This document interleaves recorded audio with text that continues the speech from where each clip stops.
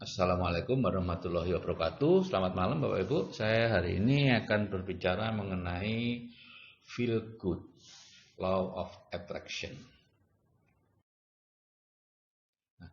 The law of attraction itu adalah manusia adalah magnet dan setiap detail peristiwa yang dialaminya datang atas daya tarik atau undangannya sendiri. Ya, ini menurut Elizabeth tahun 1906 sudah berbicara soal the law of attraction. Ya. Di Indonesia baru akan persiapan kemerdekaan, gitu ya. Yang kedua, segala sesuatu yang kita pikirkan dengan segenap perhatian, energi, dan konsentrasi pikiran, baik hal positif maupun negatif, akan datang ke dalam kehidupan kita. Nah, disinilah Bapak Ibu, orang miskin tambah miskin, orang kaya tambah kaya. Karena orang miskin umumnya menarik kemiskinan dalam bentuk mengeluh. Mengeluh ini mahal, itu mahal, gitu ya. Kalau orang kaya, enggak. Ya. Begitu juga kalau Anda misalnya berpikir tentang hutang. Apakah itu mau melunasi hutang atau mau menambah hutang, maka Anda sedang fokus ke hutang sehingga hutangnya akan bertambah. Ya, sehingga meskipun Anda ingin melunasi hutang, tetap saja hutangnya akan bertambah. Jadi lupakan hutang, berpikir saja tentang kemakmuran. Ya. Pikirkan hal-hal yang positif, yang negatif lupakan. Bukan berarti Anda melupakan hutangnya, ya hutangnya tetap dibayar dengan secara otomatis gitulah diatur ya sehingga Anda tidak lagi fokus ke hutangnya. Atau lebih singkat lagi, the law of attraction itu pikiran menjadi kenyataan. Nah, sekarang bagaimana perasaan dan pikiran, ya. Dulu kita mengatakan law of attraction itu karena pikiran, tapi sebenarnya kalau diteliti, kekuatan pancaran gelombang energi dari jantung itu lebih kuat 5 kali lipat dibandingkan dari otak. Ya, sehingga perasaan itu memancar lebih kuat dibandingkan pikiran. Sehingga sesungguhnya pengendali dari loa itu bukan pikiran, tapi perasaan atau emosi yang menyertai pikiran itu. Apakah Anda berpikiran atau berperasaan negatif, sedih, marah, benci, dan lain-lain, atau Anda berperasaan positif, itulah yang menentukan. Jadi perhatikan saja perasaan Anda, aturlah supaya selalu merasa baik atau feel good.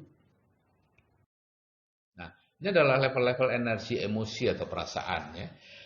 Usahakan ada di level power terus ya, minimal 200 itu energinya ya, berani atau afirmasi penegasan ya.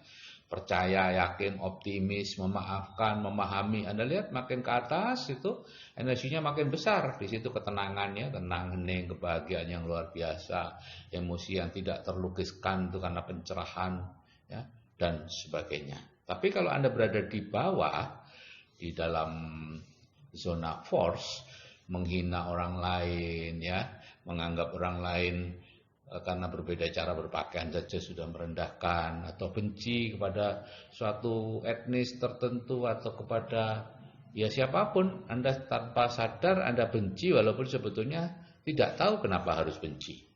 Karena diisi orang aja gitu ya.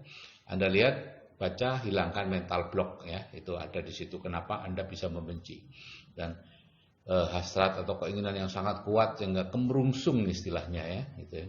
Khawatir, menyesali, putus asa gitu ya. Nah, itu lebihan ya.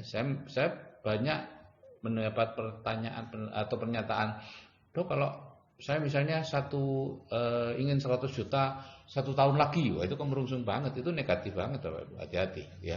Santai aja, Anda akan sampai ke sana.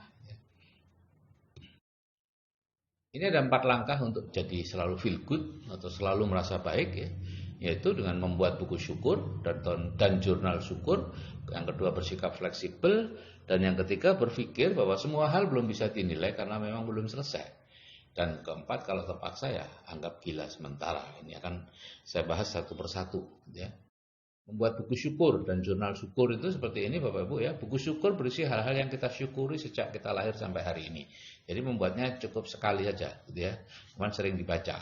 Saya bersyukur memiliki ayah yang luar biasa, pekerja keras, bla bla bla. Saya bersyukur memiliki ibu yang selalu positif dan sebagainya. Saya bersyukur menjadi apa, menjadi dokter, menjadi petani, menjadi guru dan seterusnya. Kemudian kalau jurnal syukur itu diisi setiap malam menjelang tidur, berisi sedikitnya 10 hal yang perlu kita syukuri hari ini. Dan ini biasanya dianjurkan dilakukan selama 90 hari, ya, 3 bulan. Setelah itu tidak lagi, nanti lama, kemudian kalau Anda merasa tidak lagi nyaman gitu, membuat lagi, ya. Untuk merubah, memindahkan keluhan dari pikiran Anda, ya, ke hal-hal yang disyukuri, ya.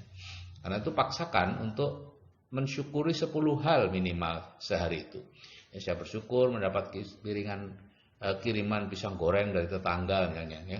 Saya bersyukur bisa bangun dengan segar pagi ini, ya. Karena banyak orang yang tidak bisa bangun, ya. Oke, itu perlu Anda buat. Dan yang kedua adalah bersikap fleksibel, ya. Jadi apapun yang terjadi, misalnya Bapak Ibu berharap terjadinya A, dapatnya B, ya kita menerimanya dengan baik, ya. Karena apa? Karena kita yang merencanakan, tapi tetap Tuhan juga yang menentukan.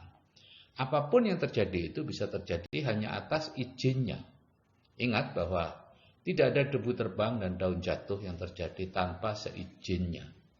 Nah, banyak orang yang katanya beragama dan percaya kepada Tuhan, tapi ketika terjadi situasi yang menurut dia buruk atau tidak menyenangkan, mereka habis-habisan menyalahkan orang yang dianggap bertanggung jawab atas hal itu. Lupa bahwa hal itu terjadi atas seizin Tuhan, ya.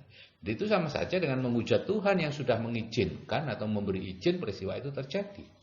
Kalau Tuhan tidak memberi izin peristiwa itu terjadi, ya tidak akan terjadi. Jadi serahkan saja kepada mekanisme yang ada di dunia, ya. Kalau itu masalah hukum, ya serahkan ke hukum, masalah politik, ya serahkan kepada proses politik dan sebagainya. Anda nggak usah ikut-ikut dah, gitu ya. Kecuali Anda politikus, ya. Kalau Anda orang biasa ngapain? Kalau Anda mudah sekali terseret oleh politikus-politikus atau siapapun yang memanfaatkan Anda, gitu ya.